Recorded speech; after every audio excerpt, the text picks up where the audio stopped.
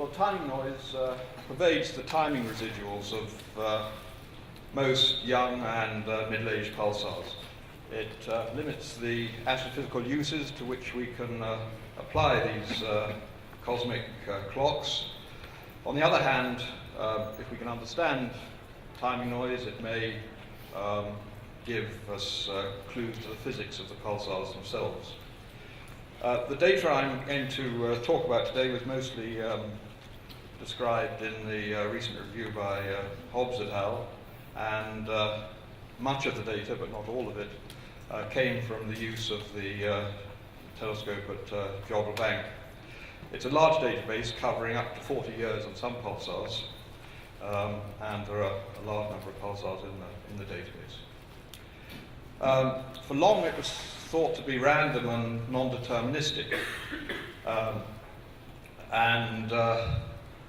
indeed, in some cases, that is, the youngest pulsars, though you, for instance, in 1800-21, I'm going to show you three 5 or 6 year time sequences following glitches. Looking at timing residuals like that, you may think, oh yes, nice timing noise. Following the second sequence looks like that, and the third sequence looks like that. That's clearly a repeating pattern, no detectable profile changes in that. This is clearly due to the physics of the interior of the neutron star. And I'm not going to talk about this today. But this is clearly non-random, but at some level it is deterministic, and gives us physics of the interior of the neutron star. What I'm going to talk about is the timing noise that's prevalent in middle-aged, non-glitching pulsars. And these traces here show you typical timing residuals after removing a simple slowdown model. It shows smooth changes in timing residuals and also rotation frequency. Often it's asymmetric, and you see different radii of curvature in the peaks and troughs. So for instance in 0950 here, these peaks have got smaller radii of curvature than these troughs. Similarly for 1642-03, sharp peaks, shallower troughs. 1818-04, you see the same thing also down here. It's not noise-like, it's somewhat different. And the other thing that will strike you about this is that over this is 40 years from here to here. So over these long time scales, it's clear that the residuals are often quasi-periodic. Now I'm trying to understand that. The clues, this pulsar 931 plus 24 gave us a clue as to what might be going on. This is switched on typically this is an 18-month or so interval, and it switches on for something like a week and it's then off for a month. And it also shows a large amount of timing noise. Here you can see the timing residuals, they're dotting around all over the place. If you look at the period as a function of time, you can see the general slowdown of the pulsar. If you look more carefully, you see that the individual frequency points are sloping more steeply while the pulsar is on in these periods, implying that when it's off in these gaps, it's got a smaller slope, and the slowdown rate is smaller. So there's an increase in the slowdown rate during the on state compared with the off, and the ratio of the two slowdown rates is something it's about a factor of 1.5.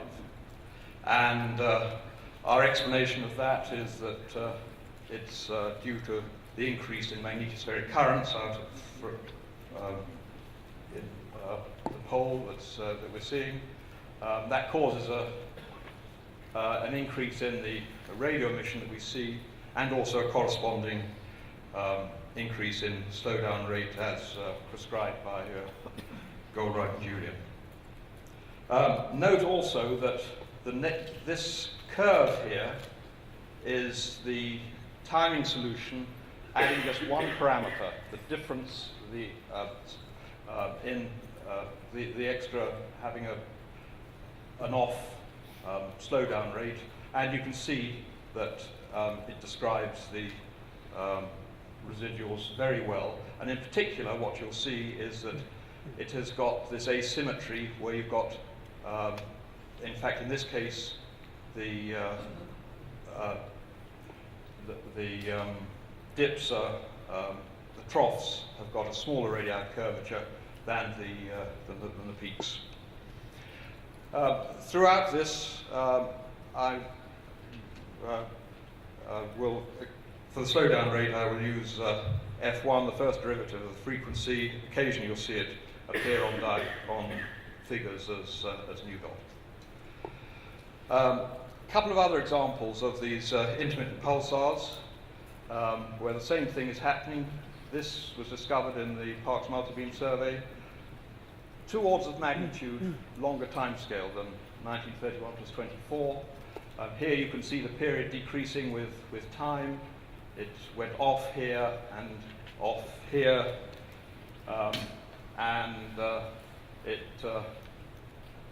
the slowdown rate when it was off was significantly different to that when it was on, and the ratio here between the two slowdown rates is 1.7. It came on again last month, in fact, and is at just the period we expected from the previous off phase. Last year, Fernando Camilo and collaborators reported a third one, 1841 minus 0500. This shows their frequency measurements. We've been observing the jodrell since. These are our measurements. It switched off earlier in the year, around about April, and that has had, we're in the 4th phase now.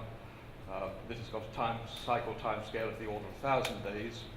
But this has a ratio of slowdown rates of about 2.5 or thereabouts, even greater than the other two. So, armed with the thought that maybe current changes in the magnetosphere are causing slowdown rates, and maybe we should look at the timing noise in terms of slowdown rate. And perhaps we might see evidence in the profiles of pulsars for changing magnetospheric currents.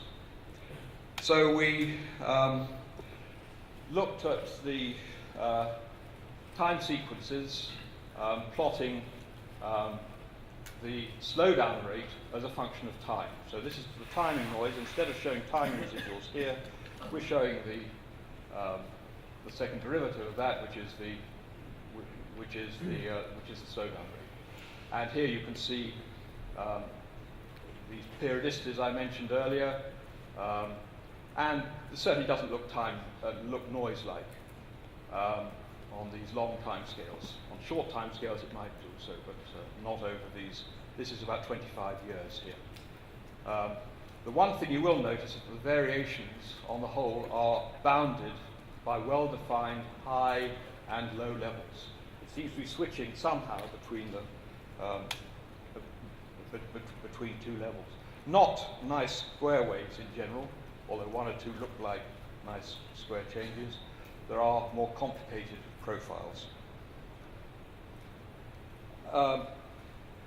We proceeded by measuring the amplitude of that timing noise in slowdown rate, and that is represented on the ordinate of this plotted against the average slowdown rate. And you can see this is a good straight line with slope of unity here. That black line corresponds to a timing noise fluctuation of 1% of the average slowdown rate. That describes the data reasonably well, but there is an order of magnitude variation both above and below that line. So these objects up here, their slowdown rate is fluctuating by more than 10% or thereabouts.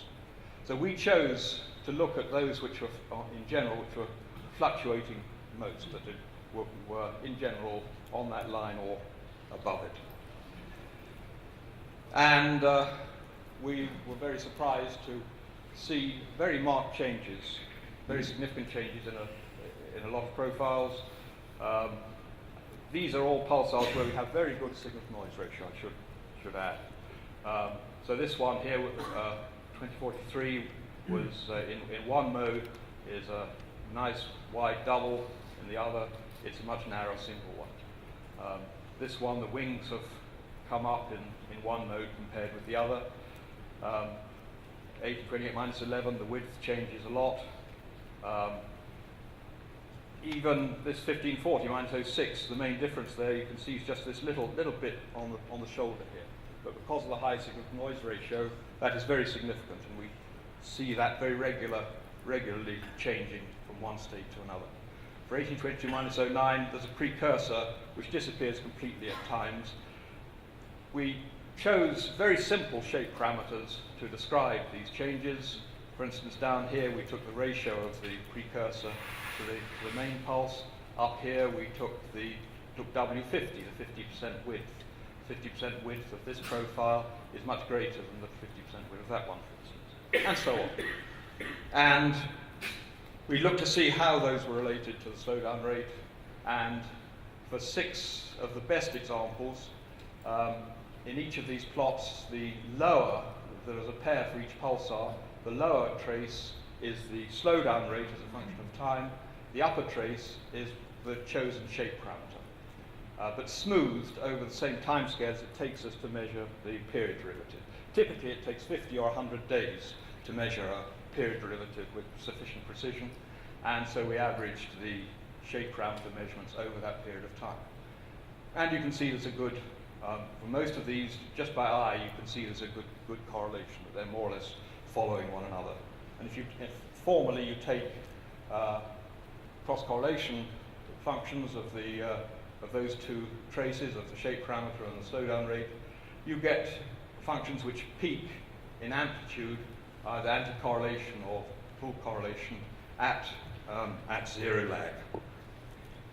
And 3 more which also show cross-correlation peaks at zero lag like this, clear correlations between the shape parameters and the slowdown rate.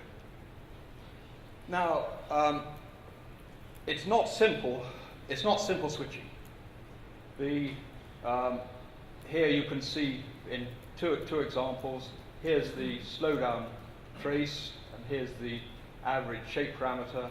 Up here is the individual shape parameter measurements. And in where the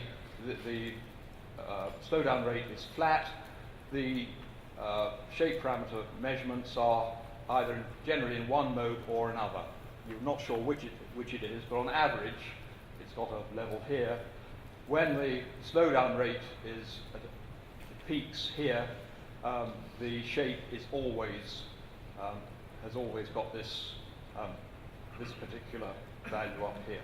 Similarly, down here for 1828-11, when these positions at the troughs here, the individual shape parameters are always low. The peaks are always high in shape parameter. But for these intermediate levels, sometimes it's one shape parameter, sometimes the other. It switches, it's mixed between the two. And you can see this more explicitly for that bottom pulsar here, 28-11. This is over about 1,000 days, different periods through the different phases through the cycle. You can see how the statistics of the switching change from one phase of the oscillations that we saw to another. Here it's changing rapidly, and mostly up here it's it's near zero for shape parameter. It's got a different nature here. For this phase, it's high. So there's large changes in the statistics of the time it spends in the two modes. Buried under all that are actually shape intensity changes. For 1828 minus 11, not only there are shape changes, but intensity changes. Not nulling, but large changes in intensity between the two modes. So these are just standard, these effects are classical mode changing, which we've known about for many years, and usually it's seen on timescales of tens or hundreds of seconds, and it's known in many pulsars, and this just shows an example published in recent years. So the statistics are modulated on typical timescales of months or years, and to my knowledge, no one has really made a study of how the statistics of mode changing have evolved with time. I'll just give you one further example. This is a 2047. This was a pulsar discovered about 6 years ago by Kevin Jansen in the 8 grade survey at Westerbork. Nice pulsar with an interpulse, and we started observing it 3 years ago at Jodrell, and it looked quite different. This component here had got much smaller. So this has got two profiles, a normal and an abnormal mode. And earlier this year, it changed from, over a period of about 3 months, it changed from that abnormal mode, small main pulse, large interpulse, and you can see how the ratio changed through the months until we got back to the full normal mode. And here you can see what happened. On the whole, the intensity of the interpulse remained pretty well constant during this, over these last 6 months or so. This is where it changed. Here you can see how the intensity of the main pulse came up, and you can also see, relative to the ephemeris we used here, how the pulses here are getting later. So there was a change of slowdown rate of 3%. So this table here, the 16 pulsars, where we show at the top of these nullers, which have got the largest changes in profile. The profiles disappear, their amplitude changes by 100%, and they've got many tens of percent changes in F1, and smaller amounts of slowdown rate changes. All these changes here are measured in typically 10% of the parameter, shape parameters. On the whole, I don't think that there's any significant difference between nulling and mode changing. I think nulling is probably just an extreme form of mode changing. Both are switched with a similar large range of timescales, which both influence the slowdown rate. One telescope's nulling pulsar may be a larger telescope's mode changer. You can see here, over a period of 8 months, 6 pulses where you've got a strong pulse, and the rest of the time it's nulled. Or is it? If you add all the nulled observations together, you do in fact see something. A similar one, 1826 minus 34. Most of the time, this one seems to be nulled. If you add all the nulled observations together, they do show you a profile. Finally, these are what I've said, that for some reason, we have, the pulsars have 2 discrete states, that sometimes 3, that it switches between, changes in current flows causing changes in both profiles and slowdown rate. And we don't know why we have these long period quasi-periodicities that modulate the statistics. Why are the discrete states? Make no mistake about it, these phenomena are widespread. 30% of the top noisy pulsars show these effects.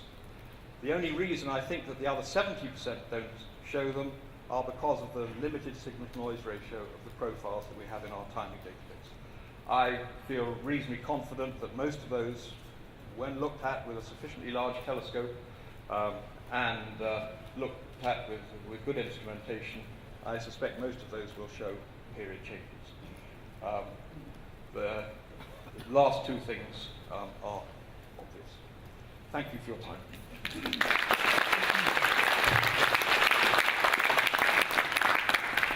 Thanks. Time for maybe one question?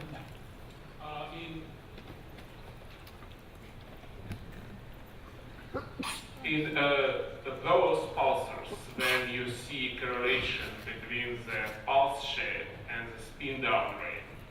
So what is the quantitative relation? So with larger spin down rate, do the shapes go wider or narrow?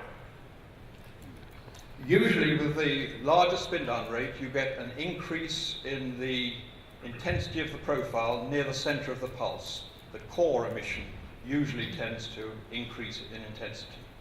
What about the width? What about? The width of the pulse. The wings usually stay reasonably constant, and the peak of the central part of the profile tends but to. Again, it's narrow. So it goes like that. So that the net width usually gets narrower because there's more power in the narrow center. Okay, thank you.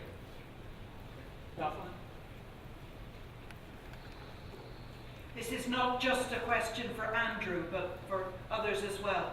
What do we know about the breaking index and whether it changes?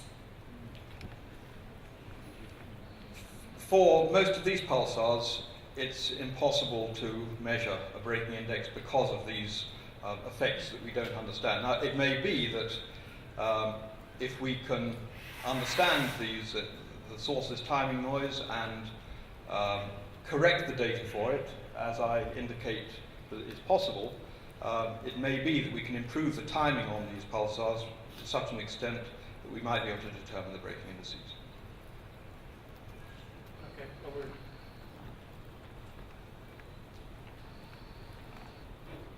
It's amazing to see the new results from 1811. So it seems the time scale can be determined from the 8 hours, and even due to more observations, continuous observations for this pulsar, the time scales for the mode can be constrained or determined.